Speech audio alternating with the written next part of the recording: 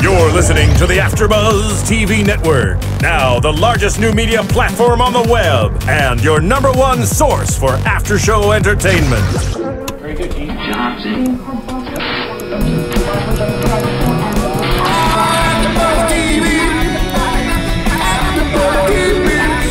The AFTERBUZZ Studios in Los Angeles, California. Presented by Maria Menounos and streaming live thanks to Akamai Technologies. This is AFTERBUZZ TV's Looking After Show. We'll break down tonight's episode and get you all the latest news and gossip. And now, another post-game wrap-up show for your favorite TV show. It's AFTERBUZZ TV's Looking After Show. Hello, hello.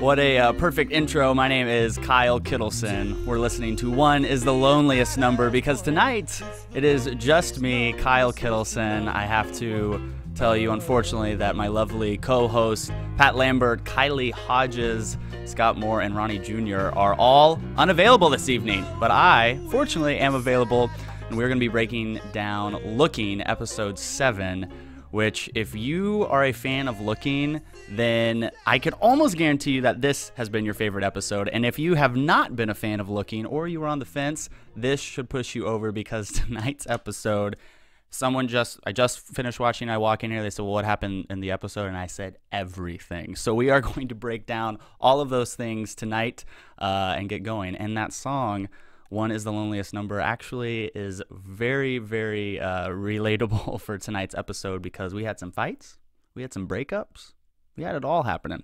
So like I said, we're going to talk about that. Now, if you are unaware, Looking has been approved for a second season on HBO, which is awesome for fans. And there we go. Thank you. That's Roya in our sound booth with the amazing sound effects. Hopefully it's just me, so we won't have any crickets if I land a bad joke or something. Probably that's likely. Yeah, so according to Variety.com, the Nielsen estimates says that last week we had 519,000 viewers of the show. That's up from the previous episode, which was around 509,000. Total season to date, we've had just over 2 million viewers of HBO's Looking. Now, that sounds like a big number, and it is a big number, but if you compare it to Girls on HBO has had 4.3 million, and True Detective this season has had 10.9 million viewers. So 2 million is still a big number for Looking, but it doesn't compare to the other shows. But I think with their second season, they'll be able to continue growing that fan base. And if you look at a lot of the popular shows, especially I recently just started watching Breaking Bad, and when I started, they said, well, you know, hang in there, because the first 3 seasons are pretty slow, but then it really builds on everything. And I think that's how Looking is. Looking is a show that really spends a lot of time explaining these characters, developing these characters, and getting the viewers and the audience to know and fall in love with them before they really start piling on the drama. Last week, too, a lot of people had been calling the show the B word, which is boring. I wouldn't call the show boring at all, but the writers of the show actually responded with that, saying that what you're calling boring is intentional. And they wouldn't call it boring. That's not how they would describe it. But they wanted it to be real. It's not Game of Thrones. There's no magic. There's no dragons. This is real life, and it's supposed to be that way. And sometimes real life is boring. But it's those boring parts and those boring segments that really allow us to grow the story. And so when things get crazy, then we have a better understanding of what's going on with those characters, because we've seen them when they've been at their boring lives. So this episode, 7 of 8, is called Looking for a Plus One. And we're going to take the episode just by scene and go through it, because a lot happened. First, we had this wedding that Patrick and Richie were going to. And it opens with Patrick getting ready for this wedding, and his mom is on Skype. And I love when Patrick's mom says, "I'm excited to see your friend." And we start to referring to Richie. Now, she doesn't say boyfriend. She just says, "I'm excited to see your friend." And this really gives us the first insight into what is going on with Patrick's family. We all knew Patrick came from a kind of sheltered life, probably came from some money. And we learned that this episode that all of that is true. He comes from quite a bit of money, leads a very sheltered life. And his parents, although accepting that he's gay, I wouldn't say that they embrace it. They are still trying to understand it. And this was the first time that his mom and father were going to meet one of his boyfriends. Now, the biggest gasp of the show was probably that Richie, Patrick's boyfriend, shaved his face. Exactly. That was my reaction. I actually loved it, though. I think he looks way, way better. People seem to agree. I was on Twitter during the show looking at people's comments, and everybody, I didn't see one bad thing about Richie shaving his face. They all thought that was a really great idea. Now, after Richie and Patrick start to go to the wedding, we move into Augustine, who has been preparing this art show and having, you know, just normal stuff that you would do, prepare an art show, like paying hookers to sleep with your boyfriend and filming it, just basic stuff. And even though he's doing all this, Augustine decides that, he's going to quit. He's going to quit the show. Patrick and Dom, his two other friends, said, these are kind of crazy pictures you took here. And he says, well, I'm just going to quit. And this is so frustrating. If you've been watching the show, please tell me you're frustrated by this. I don't care if you leave a YouTube comment or tweet me or just say it out loud right now.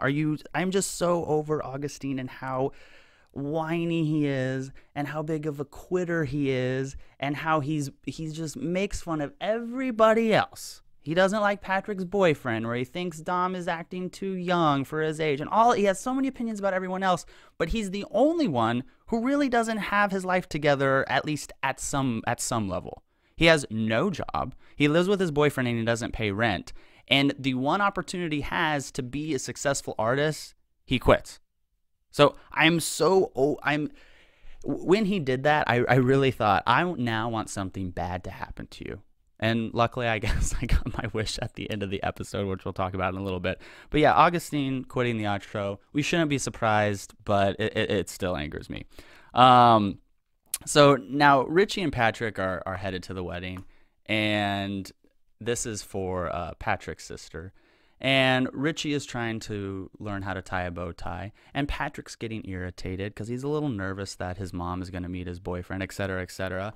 And then Richie's trying to watch a YouTube video in the car on how to tie a bow tie, and Patrick gets really frustrated, and then Richie says, well, just pull over. So they pull over, and they have this huge blowout, during which time Richie's solution for Patrick to calm down was to smoke some weed.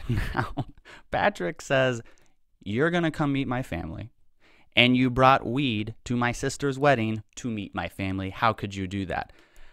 Now, I was Team Patrick on this. If you're sitting there going, well, no, that sounds normal to me. I think it's really important to just, bring pot when you're meeting your boyfriend's family for the first time at his sister's wedding. Well, then you're crazy, because that doesn't make any sense to me. Yet Richie was the one who got upset and said, you know what, I'm good.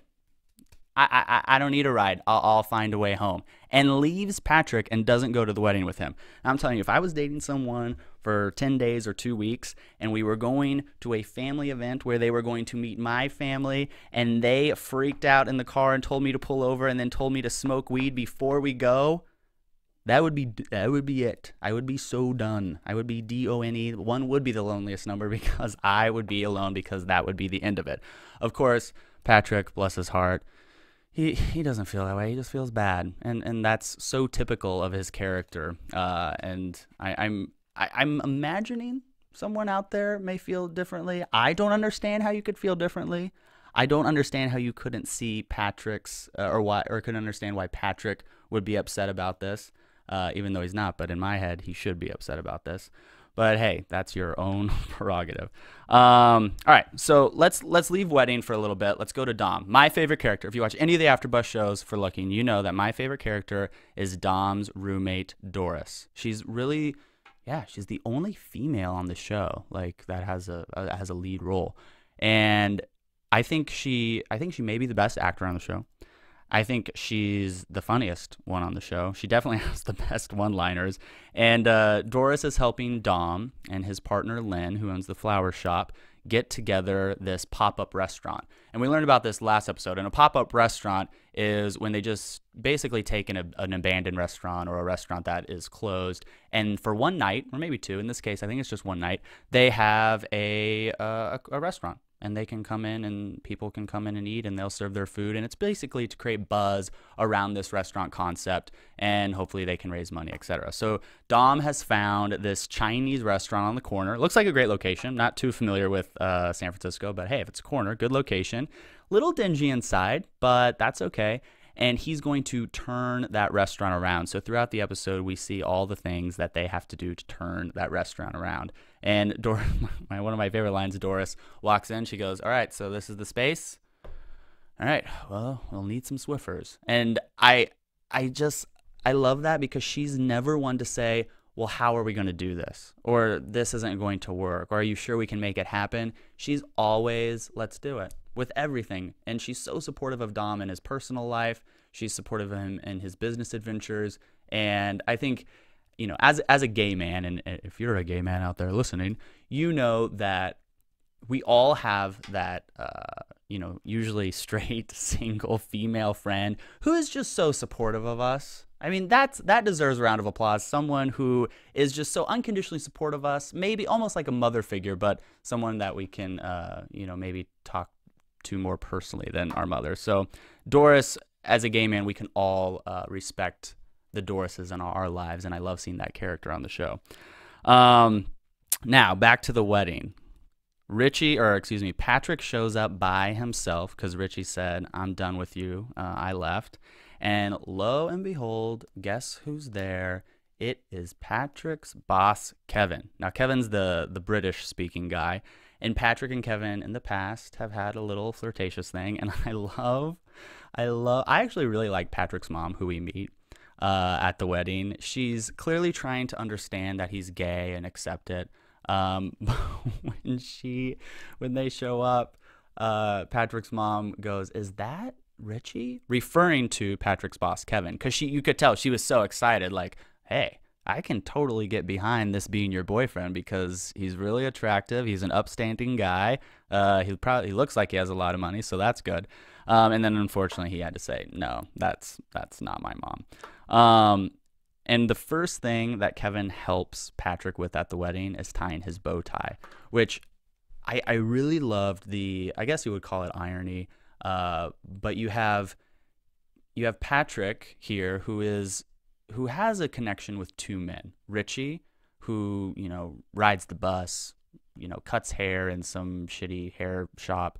And then you have Kevin, who is Patrick's boss, who has his life together, or appears to, has money, is driven. And Kevin immediately helps Patrick tie his bow tie, and he already knows how to do it. Which explains, you know, you've been to so many events, you already know how to tie a bow tie.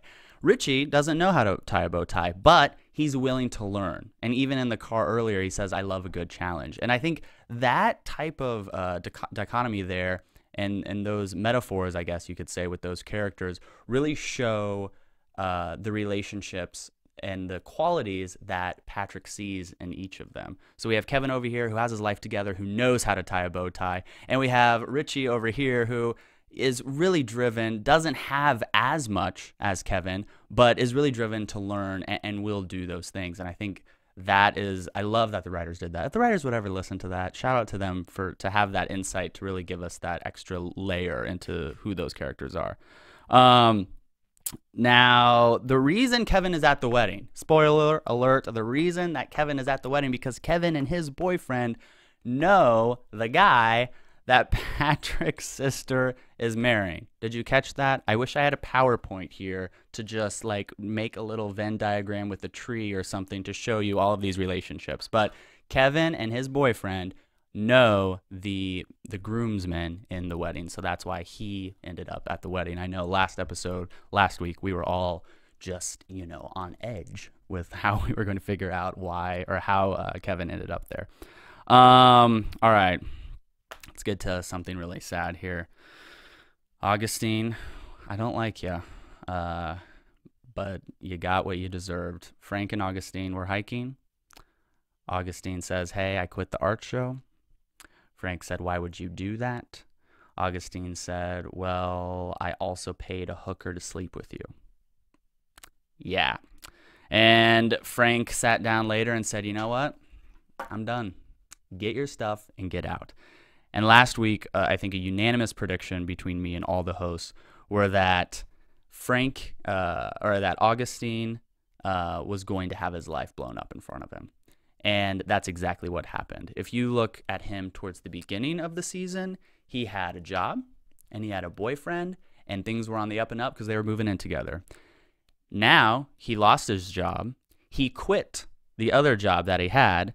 He paid a hooker to sleep with his boyfriend, and his boyfriend broke up with him. That's like, it cannot get worse than that. Those are all terrible decisions, and because of that, he had some terrible consequences. So Augustine's life at the end of this episode is basically terrible as it can possibly get. And that's expected for being a jerk. Is anyone out there pro Augustine? Does anyone sit here and watch the show and say, well, I really like him. I think he's great. I totally relate to that. Please tell me. Like I said, leave a comment in the YouTube. Find me on Twitter. I don't care what you do. Just tell me because I want to know, because I cannot get behind Augustine and I can't like him. He's not a likable character. He's a very interesting character. I think the actor is great. But I don't like him. He's not a likable guy. Another disappointing part of the show for me, and I mean disappointing because I'm disappointed in the character's decision, not anything to do with the actual show, is Dom's refusal to take advice from Lynn. Lynn, as we know, is the older flower shop owner with lots of business advice and is funding Dom's pop-up restaurant. And Lynn is offering him advice saying that he needs to be at the front of the house during the pop-up, and Dom is saying, nah, I'm kind of good. I appreciate your funding, but I don't really need your advice. And he says, you don't need to treat me like a teenager. Ironically, that is exactly how Dom is acting, like a teenager. Here you have a mentor who has all this success, all this advice, is financially backing your endeavor. He's giving you advice and you're choosing to say, no, I'm good. Well, again, that's a bad decision, and it makes me angry because we want Dom to succeed. All of us do. I mean, he is we can tell he's a great guy. We can tell that he's a guy who has stayed way too long in his 20s, and this is his first really mature step to move into his now 40s. And we want him to succeed, but he's not going to succeed if he wants to do it by himself. And at the end of the show, Doris, again, bless her heart, offering such great advice and such great encouragement to Dom, says, some people just want to help, and that's it. And you can't do it alone, and you need to have help. And so I'm really hoping, not to get into predictions this early, but I'm really hoping that that Dom does take Lynn's advice. Now, for people who want Dom and Lynn to get together romantically, we had a great little snippet of that because Lynn says, listen, Dom, he quotes, I am your partner, and then just pauses. And they have this really uncomfortable eye contact, and you can tell both of them are thinking, how does he mean that, partner? And he goes, in this. And it really just left me going, wait, partner in the business, in this relationship? I don't understand. This is so awkward. But if you're a pro Dom and Lynn couple, which I am, I think that would be great if they can sort out their business affairs separate from that. Then this was our one glimmer of hope of actually them getting together. Now, back at this wedding, we'll end with the wedding. Patrick goes outside to see his mother and starts being a jerk to her. And that's really only the way I can say it. He's saying, well, I'm sorry that you're not going to get to meet Richie. And she says, me too. And then he says, well, you wouldn't like him because he basically has no drive, no job, and he's all these terrible things. And she says, yeah, I probably wouldn't like him then. And he goes, see, I told you, rah, rah, rah, rah. And she goes, sweetheart, you can't just give me this profile of this guy who clearly sucks, if these are the things you're telling me about him, and then have me say, well, no, I probably would like him. So again, this is very typical Patrick to not look at things logically and to take things emotionally and to act like a child. And he was totally acting like a child to his mother. I think as a gay person, we of course want our parents to accept us as gay people. It would be great if they can embrace us. But if all we can get is acceptance, then, you know, there's a part of that we have to be happy for and grateful of. And Patrick's, I think, getting even more than that, but he wants to just kind of just be a bitch about it. I'm sorry if I said that. He just wants to be a little bitch about it. And I'm glad, because his mom stood up for herself, and she goes, if Richie's not here, well, that's on you, sweetie. And I thought, yes, exactly. Now I like you. So I'm a very big fan of Patrick's mother for just her overall attitude and kind of just the way she carries herself, but also because she did stand up for herself because she was being attacked.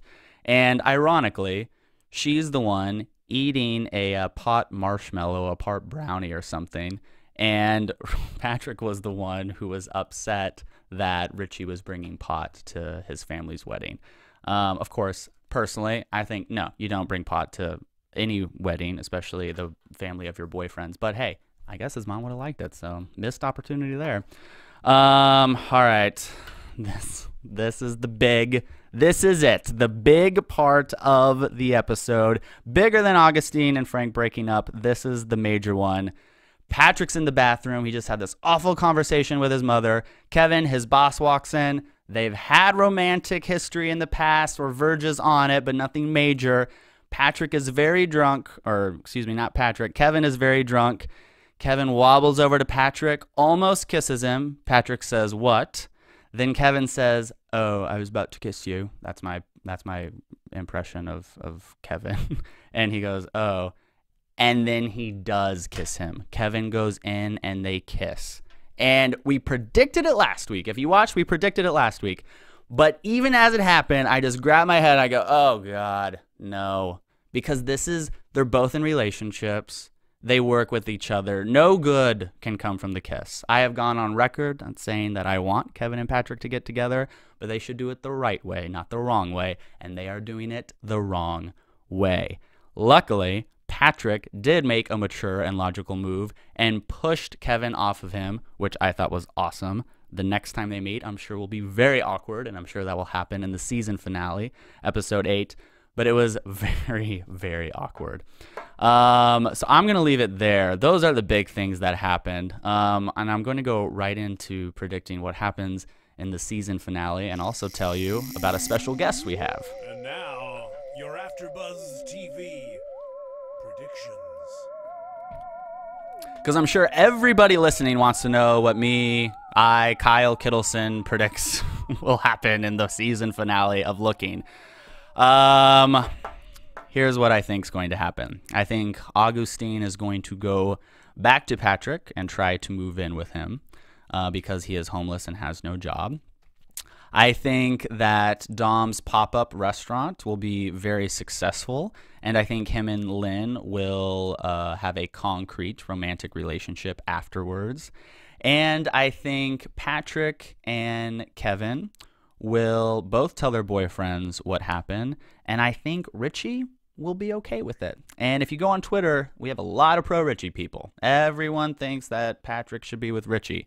And so I guess we'll see if all the pro-Richie people get what they want and Richie says that's okay. So next week, season finale, be here because we have 2 guest stars with us.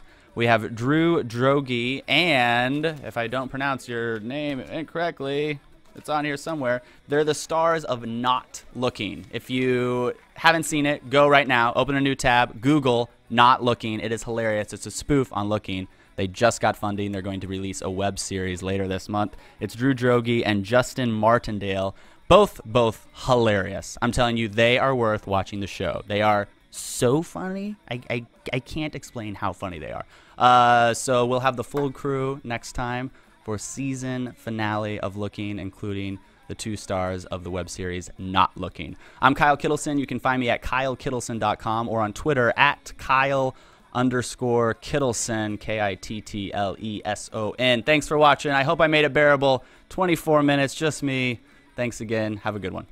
From executive producers Maria Menounos, Kevin Undergaro, Phil Svitek, and the entire AfterBuzz TV staff, we would like to thank you for listening to the AfterBuzz TV network.